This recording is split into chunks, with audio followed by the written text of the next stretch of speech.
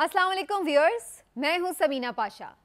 Viewers, आज दो तीन बड़ी अहम खबरें हैं क्योंकि बड़ी तेज़ी से पाकिस्तान की सूरत हाल में तब्दीलियां रूनुमा होती हैं। हर रोज़ कोई नए वाक़यात और नई पेशरफ्त सामने आती है जिसके बाद हालात ऐसा लगता है कि किसी नई सिमत जा रहे हैं। लेकिन बहरहाल अहम खबरें जो हैं उनके ऊपर बात करेंगे। पहली खबर ये है कि आर्मी चीफ सैयद आसिम मुनीर साहब ने आज पार्लियामेंट में खिताब किया, अरकान पार्लियामेंट से उनसे मुलाकात की, इजहार ख्याल किया वहाँ पर। और क्या बातचीत हुई, ये एक इन कैमरा सेशन था, लेकिन कुछ चीज़ें जो रिपोर्ट हुई हैं वो आपके साथ शेयर करेंगे और उसका बैकग्राउंड और इम्पैक्ट भी आपको बताएंगे कि क्या उस पर मेरा तज्जिया है। उसके साथ थोड़ी बात करेंगे जनाब बड़ी खबरों का जो आजकल मरकज़ है, यानी बड़ी अदालत सुप्रीम कोर्ट ऑफ पाकिस्तान, जो कि इस वक्त बिल्कुल क्लियर हेडेड है कि जनाब जो उन्होंने हुक्म दिया, जो फैसला दिया, उसके ऊपर मिन्नो अन अमल होगा। और बड़े ही स्मार्ट तरीके से चीफ जस्टिस ऑफ पाकिस्तान ये हुकूमत की ख्वाहिश के बरक्स कि जनाब ये हुकूमत जो चाहती है कि जी वो उनके साथ उलझें, वो उनके साथ उलझे बगैर ऐसा चाह रहे हैं कि इलेक्शन भी हो जाएं और इस हुकूमत के साथ उलझना भी ना पड़े और वो हतुल मकदूर इससे एक किनारा इख्तियार किए हुए हैं, कोई एग्रेसिव अपना स्टांस सामने नहीं लेके आ रहे। लेकिन जो कानूनी मार है वो ज़रूर पड़ रही है इस हुकूमत को और इसी वजह से इस हुकूमत की चीखें आसमान तक जा रही हैं। शिकस्त पर शिकस्त हो रही है इस हुकूमत को, किन महाजों पर और कहाँ कहाँ इनका नैरेटिव गलत साबित हो रहा है ये भी आपको बताएंगे। और आखिर में बात करेंगे मोहसिन नकवी साहब की, जो कि निगरान वज़ीर आला पंजाब हैं और आज आइनी और कानूनी तौर पर देखा जाए तो उनकी वज़ीर आला के तौर पर यह आखिरी रात है और उसके बाद कल सुबह से वो एक गैर कानूनी वज़ीर आला होंगे क्योंकि उनकी जो आइनी मुद्दत है वो आज रात खत्म हो रही है 12 बजे। तो ये तमाम खबरें हैं जनाब, इन पे बात होगी। सबसे पहले लेकिन सबसे अहम खबर, पार्लियामेंट में आर्मी चीफ की आमद और उसके बाद वहाँ पर उनका अरकान पार्लियामेंट से इजहार ख्याल। जो चीज़ें रिपोर्ट हुई हैं वो बड़ी इंपॉर्टेंट हैं। एक तो ये पता चला है कि जनाब आर्मी चीफ साहब जब यहाँ पर तशरीफ़ लाए तो सब ने डेस्क बजाकर बड़ा उनका खैर मकदम किया और जब उन्होंने गुफ्तगू भी की तो इस गुफ्तगू में भी उन्होंने ज़ाहिर है पाकिस्तान की सिक्योरिटी सिचुएशन के ऊपर भी अरकान पार्लियामेंट को एतमाद में लिया। उन्होंने बताया कि इस वक्त मुल्क में कोई भी नो गो एरिया नहीं है, सिक्योरिटी सिचुएशन काफ़ी हद तक बेहतर हो चुकी है और मज़ीद कोई भी नया ऑपरेशन लॉन्च नहीं किया जा रहा। अलबत्ता जो ऑलरेडी एक ऑपरेशन की सीरीज़ चल रही है वो कंटिन्यू है और वो इंटेलिजेंस बेस्ड ऑपरेशन है जहां उन्हें इंफॉर्मेशन मिलती है कोई दहशतगर्द की कार्रवाइयों के हवाले से, ठिकानों के हवाले से, तो वहां पर सिक्योरिटी फोर्सेस ज़रूर कार्रवाइयां कर रही हैं, लेकिन उसके अलावा कोई नया एक बड़ा कोई ऑपरेशन बड़े पैमाने पर लॉन्च नहीं किया जा रहा। तो थोड़ा उन्होंने इस पर तसल्ली बख्श इजहार किया है जो सिक्योरिटी सिचुएशन है उसको लेकर के। लेकिन उन्होंने ये ज़रूर जिक्र किया कि तहरीक तालिबान पाकिस्तान से बातचीत करना गलती थी, ये वो एक एतराफ़ कर रहे थे। लेकिन ये देखना होगा कि खुद इसी हुकूमत के वज़ीर दाखिला राना सनाउल्लाह साहब ने पिछले साल जुलाई में 2022 में ये एक ऑफिशियल स्टेटमेंट ऑन रिकॉर्ड है उनकी ट्विटर पर, जिसमें वो ये कह रहे हैं कि जो एक मीटिंग हुई थी, उस वक्त जो भी मीटिंग हुई थी उसमें उन्होंने ये तय किया था कि जनाब तहरीक तालिबान पाकिस्तान से बातचीत होगी और मामलात को आगे बढ़ाया जाएगा। तो बहरहाल ये एक लगता है कि थोड़ा पॉलिसी शिफ्ट भी है, लेकिन ये हमारी जो एक ओवरऑल पॉलिसी दहशतगर्दी के खिलाफ चलती रही है, कभी बातचीत होती है, कभी ऑपरेशन होते हैं, कभी बातचीत होती है, कभी ऑपरेशन होते हैं, तो ये साइमल्टेनियसली ये चीज़ें हमारी चलती रहती हैं। लेकिन इसके अलावा जो एक सियासी पहलू है उनकी आमद का, वो बड़ा इंपॉर्टेंट और दिलचस्प भी है और सबकी नज़रें भी हैं उसके ऊपर। वो इसलिए कि सबका ये इस पर नज़रें इसलिए थी, ध्यान इसलिए था कि शायद यहाँ पर आर्मी चीफ आकर हुकूमत के नैरेटिव को सपोर्ट करते हुए शायद कोई बात ना कर दें, कोई ऐसी बात शायद वो करें जिससे हुकूमत के बयानिए को तक़वियत मिले। हुकूमत का बयानिया इस वक्त क्या है? इस वक्त हुकूमत का बयानिया है कि इमरान खान के ख़िलाफ़ है, इस वक्त हुकूमत का बयानिया है कि अदलिया के ख़िलाफ़ है, और इस वक्त हुकूमत का बयानिया ये है कि जनाब जो सिचुएशन है इस वक्त मईशत की उसकी ज़िम्मेदार वो नहीं है। तो वो चाहते ज़रूर थे कि आर्मी चीफ साहब जब तशरीफ़ लाएं तो वो यहाँ पर कोई ऐसा बयान जारी करें कि जिससे ये मौका मिले उन्हें कहने का कि देखें जी आर्मी चीफ साहब ने भी हमारे पलड़े में वज़न डाल दिया है और वो बिल्कुल हमारे साथ खड़े हैं। हम भी ये कह रहे हैं कि अदलिया इस वक्त इख्तियारात से तजावुज़ कर रही है, तो आर्मी चीफ भी इसी बात पर हमारी सपोर्ट कर रहे हैं। या अगर वो कहते हैं कि इमरान खान साहब जिम्मेदार है पाकिस्तान की तबाही के और इमरान खान साहब को किसी सूरत आगे नहीं आने देना, तो आर्मी चीफ भी इस बात पर बिल्कुल उनके साथ लाइन में हैं। तो ये वो एक स्टेटमेंट कोई जारी करना चाहते थे। मजे की बात यह है कि इससे पहले नेशनल सिक्योरिटी कमेटी की मीटिंग में भी यही खबरें रिपोर्ट हुई थी कि हुकूमत की हद्दुल इम्कान कोशिश थी कि उसके डिक्लेरेशन में, एलामिये में कोई ऐसी खबर, कोई ऐसी लाइन, कोई ऐसी बात जारी करवाई जाए जिससे तासुर मिले कि आर्मी चीफ इस हुकूमत के पीछे इसी तरह से हैं, उनके नैरेटिव को सपोर्ट कर रहे हैं और अदलिया मुखालिफ या फिर इमरान खान मुखालिफ, पीटीआई मुखालिफ कोई लाइन डलवाई जा सके। लेकिन इंटरेस्टिंगली उस वक्त भी ऐसा नहीं हो सका और रिपोर्टेडली जो आर्मी चीफ थे, जो नेवल चीफ थे और जो बहरिया के चीफ थे, स्पेशली दोनों ये जो बाकी चीफ्स थे और चीफ ऑफ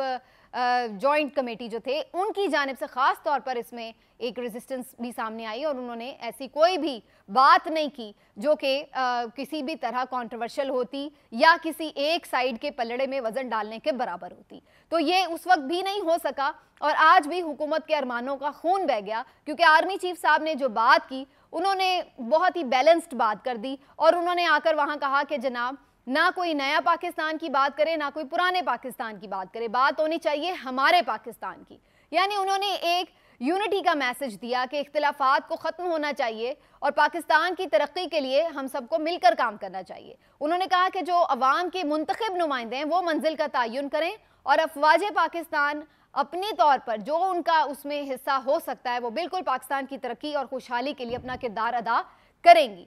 तो ये एक बहुत ही बैलेंस्ड सा स्टेटमेंट है जो उनकी तरफ से जारी किया गया और रिपोर्ट भी हुआ। अब मैं ये नहीं कहती कि आर्मी चीफ साहब वाकई ये बात जो है यानी चूंकि हम वहाँ मौजूद नहीं थे, मीडिया वहाँ मौजूद नहीं था, लेकिन जो रिपोर्ट हुआ है ऑफिशियली वो ये है।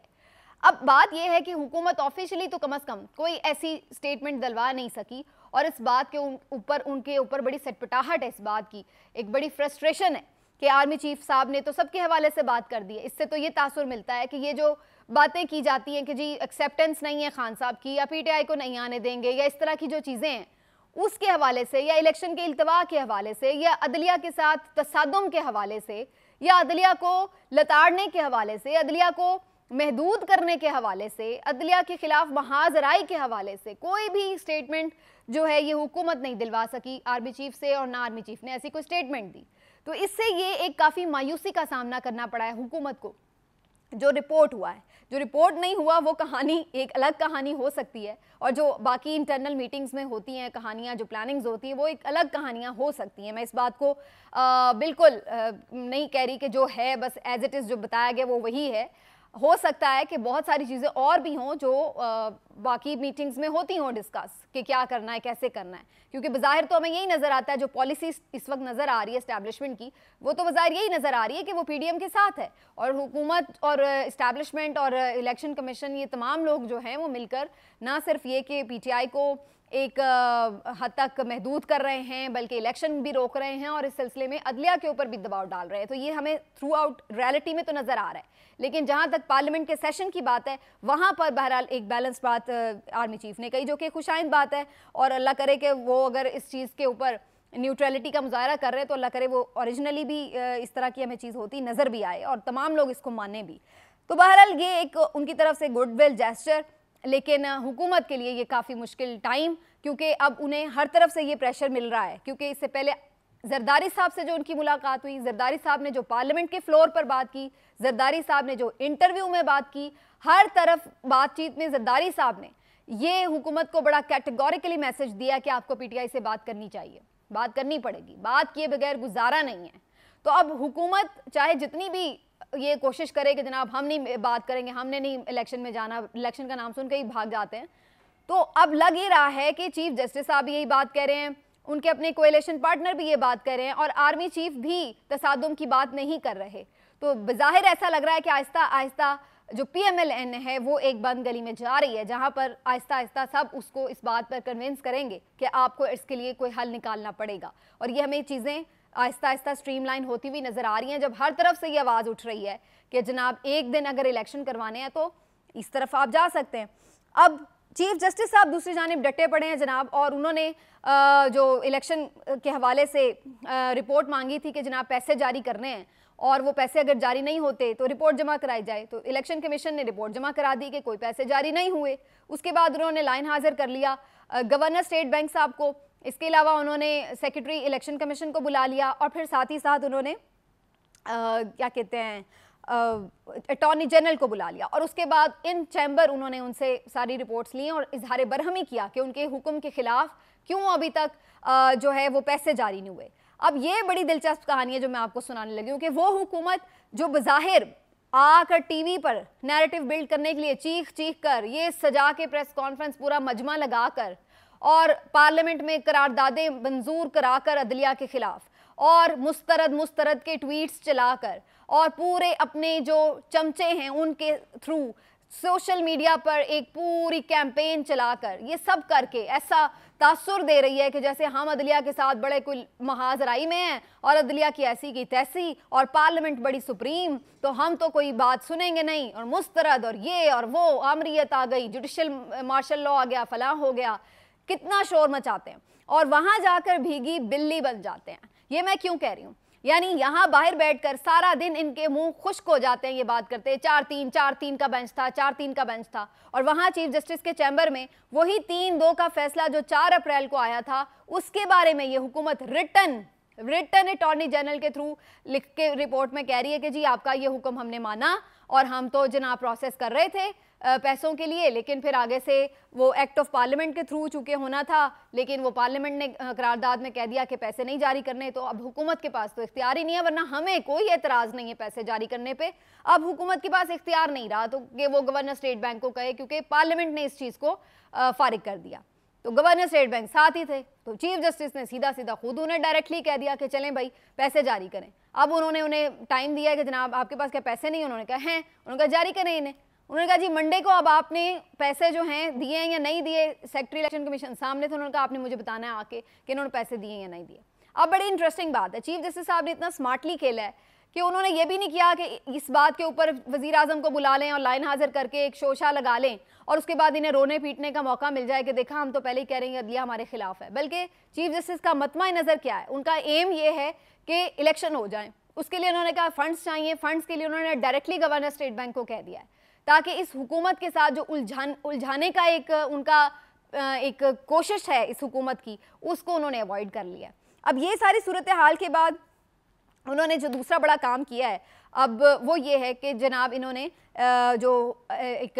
कानून साजी की है अदलिया के खिलाफ, उसको भी उन्होंने स्टे पर दे दिया है कि फिलहाल उस पर अमल दरामद नहीं होगा जब तक 8 रुकनी लार्जर बेंच उसका फैसला ना कर दे। और अब वो फैसला यानी अभी तो समाअत ही उसकी ईद के बाद होगी नेक्स्ट, तो अब वो लंबा काम है, लेकिन उस पर भी ये हुकूमत बड़ा रिजेक्टेड मुस्तरद करी है। लेकिन हुकूमत की इन करारदादों का, इन ट्वीट्स का या इन प्रेस कॉन्फ्रेंसेस का कानूनी तौर पर अगर देखा जाए तो 0/0 फ़र्क है, कोई इसका असर नहीं है, ना इनकी कोई कानूनी हैसियत है। तो ये जितना मर्जी शोर मचा लें, बाकी ये शोर मचाते हैं जी हम ख्याल ग्रुप है, ये है, तो भाई जिस पार्लियामेंट ने ये कानून साजी की है वो भी हम ख्याली है, उसमें तो कोई ऑपोजिशन की वॉइस ही नहीं है। ये एक नामुकम्मल पार्लियामेंट है जिसमें ऑपोजिशन नहीं है, जिसमें मेजॉरिटी जमात नहीं है, और जो ये जमातें बैठी हुई हैं वो तमाम हम ख्याल जमातें हैं। तो अगर यहाँ पर इनकम्प्लीट एवान से कानून साजी हो रही है तो फिर वहाँ पर आप क्यों फुल कोर्ट का मुतालबा करें? पहले फुल पार्लियामेंट में कानून साजी करें, फिर फुल कोर्ट का मुतालबा करें। अगर आप यहाँ पर हम ख्याल बैठे हुए हैं तो फिर वहाँ पे भी हम ख्याल बैठने दें, फिर आपको किस बात की तकलीफ है? तो ये है सारी सूरत हाल। बाकी मेजॉरिटी तो चीफ जस्टिस के पास है, 8 रुकनी बेंच उन्होंने अपना शो कर दिया है। आखिरी बात जी कर दे, मोहसिन नकवी साहब की आज आखिरी रात है और कानूनी तौर पर कल से वो इल्लीगल वज़ीर आला पंजाब होंगे अगर वो मजीद जो है वो इस पे ओहदे पे चिमटे रहते हैं। अगर कोई मेरे ख्याल से तो कोई बहुत